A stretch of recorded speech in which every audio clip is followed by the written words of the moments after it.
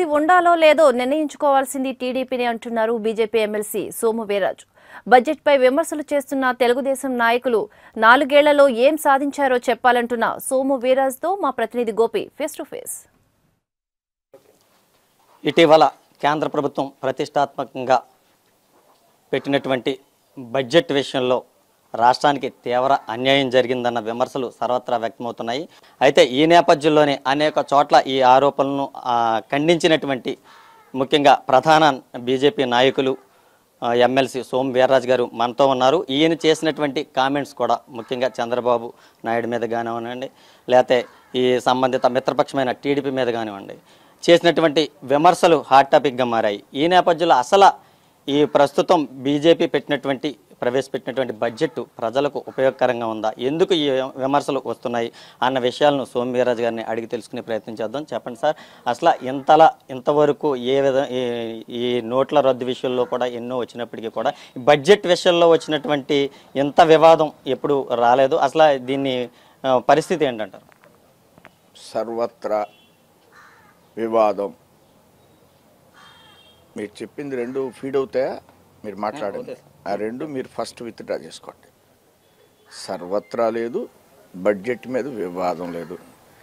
50 కోట్ల మందికి ఇన్సూరెన్స్ ఇస్తే సర్వత్రా భారతదేశంలో వివాదం. అది 50 కోట్ల మందికి ఇన్సూరెన్స్ కలగజేస్తే ప్రపంచ దేశాల్లో అత్యధిక జనాభా కలిగినటువంటి ఈ దేశంలో అత్యధికంగా వాళ్ళకి ఇన్సూరెన్స్, హెల్త్ ఇన్సూరెన్స్ సంవత్సరానికి 5 లక్షలు ఇస్తే ఇది వివాదమా? ప్రజలందరూ ఆందోళన చెందుతున్నారా? దేనికి మాట్లాడుతున్నారు? ప్రొఫెసర్ స్వామినాథన్ ఈ దేశంలో వ్యవసాయాన్ని గురించి అధ్యయనం చేసినటువంటి పెద్దలు. వారు ఇది నా జీవిత కళ సాఫల్యమైందన్నారు. రైతు బడ్జెట్ అన్నారు దీన్ని. అన్ని రాష్ట్రాల్లో దీన్ని వినియోగించుకుని రైతుని ఈవేళ దేశంలో ముందుకు తీసుకెళ్ళండి. ఎంఎస్పీ లేక విపరీతంగా ఇబ్బంది పడుతున్నాడు ఈవేళ రైతు. రూరల్ ఇన్ఫ్రాస్ట్రక్చర్కి ఈవేళ లక్షల కోట్లు ఇచ్చి, ఎడ్యుకేషన్కి కొన్ని లక్షల కోట్ల రూపాయలు పెంచి, ఇన్ఫ్రాస్ట్రక్చర్ ఎడ్యుకేషన్లో స్కూల్ బిల్డింగ్స్ పెంచాలని 1,00,000 కోట్లు, 1,40,000 కోట్లు పెంచి, ఈ 1,40,000 కోట్లు ఇన్ఫ్రాస్ట్రక్చర్కి డబ్బు ఎంత అవసరమో ఈ రాష్ట్రంలో ఆల్రెడీ ఒక బడ్జెట్ తయారు చేసి పెట్టారు. ముందే తెలుస్తుంది బడ్జెట్లో దేనికి ఎన్హాన్స్మెంట్ ఉంటుంది. ఆ ఎన్హాన్స్మెంట్ ఆధారంగా ఈ రాష్ట్రంలో అప్పుడే బడ్జెట్లు తయారైపోయినాయి. స్కూల్ బిల్డింగ్లు కట్టడానికి కాంట్రాక్టులు కూడా రెడీ అయిపోయారు. ఇంత అద్భుతమైనటువంటి బడ్జెట్ని మిత్రపక్షంగా ఉన్నవాళ్ళు ఎనలైజ్ చేయాలి. మిత్రులు ఇద్దరు కలిసి మనకున్నటువంటి అవకాశాలని ప్రజల దగ్గర తీసుకువెళ్ళాలి. ఇది ఎవరికైనా సహజం. ఇవన్నీ తెలియక చంద్రబాబు నాయుడు గారు ఒక్క మాట కూడా బడ్జెట్ గురించి మాట్లాడకుండా, పోలవరానికి ఏమీ లేదంటే 4,600 కోట్లు ఇస్తే పోలవరానికి ఏమీ లేదా? క్యాపిటల్కి ఇప్పటికొచ్చి డిపిఆర్ సెంట్రల్ గవర్నమెంట్కి ఇవ్వకపోతున్నా 2,500 కోట్లు ఇస్తే, అదే మేము పరిపాలించినటువంటి ఛత్తీస్గఢ్కి 400 కోట్లు ఇచ్చాం. మేము 400 కోట్లు ఇస్తే ఇవాళ 2,600 కోట్లు ఇస్తే 3,200 కోట్లకి డిపిఆర్ ఇవ్వకపోయినా, ఏదైతే రెవెన్యూ లోటు ఉంటుందో దానికి 16,000 కోట్లు చెప్పారు. ఇప్పుడు ఆల్రెడీ 4,000 కోట్ల రూపాయలు ఇచ్చారు. ఏవైతే యూనివర్సిటీస్ పెట్టాలో అది బిల్లులో ఉన్నటువంటి అంశాలు 8 పెడితే 16 యూనివర్సిటీలు ఇచ్చారని మొన్న ఎడ్యుకేషన్ మినిస్టర్ రాజమండ్రిలో ప్రకటించాడు. 8 ఇమ్మంటే 16 యూనివర్సిటీ ఇచ్చింది కేంద్రం అని ప్రకటించారు. యూనివర్సిటీస్కి నిధులు తక్కువ అని ప్రకటిస్తారు. యూనివర్సిటీ సెంట్రల్ గవర్నమెంట్ది. యూనివర్సిటీలు స్టార్ట్ అయిపోయినాయి. ఆల్రెడీ క్లాసులు జరుగుతున్నాయి, బయటకు వస్తున్నారు, బ్యాచెస్ బయటకు వస్తున్నాయి. యూనివర్సిటీ బిల్డింగులు కట్టుకునే బాధ్యత కేంద్రాంది. ఆల్రెడీ యూనివర్సిటీ స్టార్ట్ అయిపోయినాయి. అంటే ఇదంతా ఏంటి? ఒక గ్లోబల్ ప్రచారం. టోటల్గా ఒక రాష్ట్రం, ఈ రాష్ట్రానికి తెలుగు రాష్ట్రానికి చెందినటువంటి ఒక నేతగా అసలు ఇప్పుడు బడ్జెట్లో కానీ ప్రజెంట్ కానీ ఈ న్యాయం జరిగిందంటారా? పూర్తి స్థాయిలో 100% ఈ రాష్ట్రానికి న్యాయం జరుగుద్ది. జరిగింది కూడా ఈ రాష్ట్రానికి. ఈవేళ నేను చెప్పిన అన్ని అంశాలు కూడా ఈ రాష్ట్రంలో కొన్ని సెంటిమెంట్స్ని క్రియేట్ చేయాలి, దాని ద్వారా ప్రజలను రెచ్చగొట్టాలి. కేసీఆర్ లాంటి వాడు ఒక సెంటిమెంట్ని నెగ్గి పెట్టి ఆ రాష్ట్రంలో విజయం సాధించాడు.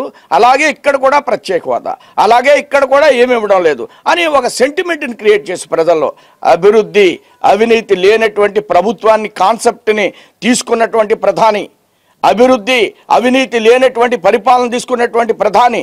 ఈ ఆంధ్ర రాష్ట్రం కూడా మాకు 2 కళ్ళు లాంటివి.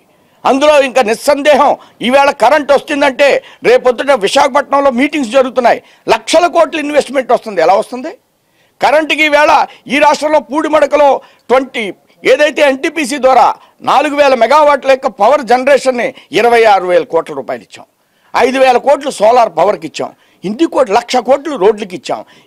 ఈ దేశంలో రైల్వేస్లో 3,600 కిలోమీటర్లు ట్రాక్ వేస్తుంటే ఈ రాష్ట్రంలో 900 కిలోమీటర్లు ఆల్రెడీ 75% పూర్తయిపోయింది. ఈ రాష్ట్రంలో అన్ని విషయాల్లో ప్రియారిటీ ఇచ్చేటువంటి ప్రభుత్వం, దీంట్లో సందేహం లేదు. చివరిగా ఈ వివాదాలకు సంబంధించి ఈ వివాదాలు జరుగుతున్న నేపథ్యంలోనైనా బడ్జెట్ మీద జరిగే చర్చలో దాని మీద ఏవైనా మళ్ళీ నిర్ణయాలు తీసుకునే అవకాశం ఉందంటారు? నిన్న ఆల్రెడీ అరుణ్ జైట్లీ చాలా క్లియర్గా చెప్పారు, ఏవైతే అన్నామో ఆ విషయాలన్నీ కూడా అమలు జరిపి తీరుతాం, బడ్జెట్కి వాటికి సంబంధం లేదు. ఆయన ఒక అద్భుతమైనటువంటి ఆర్థిక శాస్త్రవేత్త, మన ముఖ్యమంత్రి గారు ఒక అద్భుతమైనటువంటి శాస్త్రవేత్త, నిపుణులైన ఈయన చెప్పిన దాన్ని ఆయన చూసుకోగలడు, అర్థం చేసుకోగలడు. ఇది సోము వీర్రాజు గారి అభిప్రాయం. ముఖ్యంగా రాష్ట్రానికి ఏదైతే చేయాలో అన్ని విధాల కేంద్ర ప్రభుత్వం అమలు చేస్తోందని, సంక్షేమ పథకాలు కానీ ఇతరత్ర అన్ని విధాలా సహాయపడుతుందని చెప్పి ఆయన చెప్తున్నారు. అంతేకాకుండా తెలుగుదేశం ప్రభుత్వం కావాలని కేంద్రం ఇచ్చినటువంటి నిధుల్ని చెప్పకుండా, ప్రజలకు తెలియకుండా మభ్యపెట్టి మాయ చేసే ప్రయత్నం చేస్తోందని చెప్పి ఈయన ఆరోపిస్తున్నారు. ఏదైతే బడ్జెట్లోనే కాదు, బడ్జెట్కి సంబంధం లేకుండా కూడా ఈ రాష్ట్రాన్ని దృష్టిలో పెట్టుకుని కేంద్ర ప్రభుత్వం నిధులు మంజూరు చేస్తుందని, ఏదైతే పోలవరం ఇచ్చిందో అలాగే రైల్వే జోన్ ఇతర అన్ని విషయాల్లో కూడా పూర్తి స్థాయిలో కేంద్ర ప్రభుత్వం ఏదైతే హామీ ఇచ్చిందో ఆ హామీకి కట్టుబడి ఉందని ఈయన చెబుతున్నారు. మోసపూరిత ప్రకటనలు, మోసపూరిత ఆరోపణలు చేయడం మానుకోవాలని చెప్పి ఆయన విజ్ఞప్తి చేస్తున్నారు. అంతేకాకుండా మిత్రపక్షం సంబంధించి విడిపోవాలా వద్దా అన్నది వాళ్లే నిర్ణయించుకోవాలని చెప్పి ఆయన వెల్లడిస్తున్నారు. వీడియో జర్నలిస్ట్ నారాయణతో గోపి, AP 24/7 రాజమహేంద్ర.